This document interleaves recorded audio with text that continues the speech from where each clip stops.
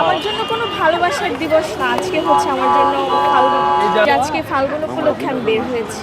আমার নিজেকে আমি ভালোবাসি এতটুকু।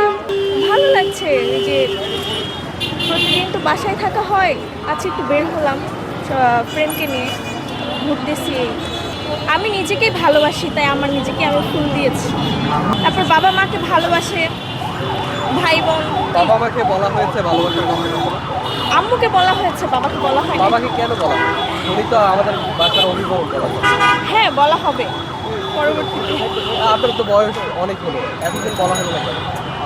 না, বয়স, মেয়েদের বয়স নিয়ে বলা ঠিক না। মেয়েদের বয়স বলা হয়নি বলতে কি আজকে বলা হয়নি, তা মানে আজকে বলা হয়নি বিকজ অফ আপু ছিল না। That's why. ভালোবাসার সংজ্ঞা হচ্ছে এই যে বললাম না, নিজেকে ভালোবাসি, তার জন্য ওরকম কোনো হয় না। সেলফ লাভ হচ্ছে সব থেকে এই আর কি। আমি আর বেশি কিছু বলবো না। আপু আরেকটা জিনিস জানতে চাই, আসলে জীবনে কি কখনো প্রেম করা হয়েছে? কয়টা করেছে? এটা কি এটা পার্সোনাল বলা যাবে না। যদি বলা যায় বলেন না।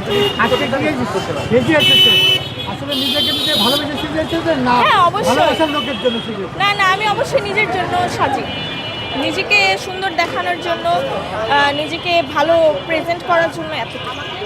আজকে যে একটা স্পেশাল ডে, এই স্পেশাল ডে কি আপনি আপনার যে মনের মানুষ আছে তাকে স্বাগত জানিয়েছেন বা মনের মানুষ নেই, বাট এই যে বললাম না, আমি নিজেকে প্রকাশ করছি, ঘুরে ফুল দিলাম নিজেকে নিজে এইভাবে। এই যে এত সুন্দর করে সেজেছেন আপনাকে অবশ্যই অনেক সুন্দর লাগছে। Thank you. সুন্দর বলার মতো কোনো মানুষ আছে কিনা এই মুহূর্তে আপনার জীবনে?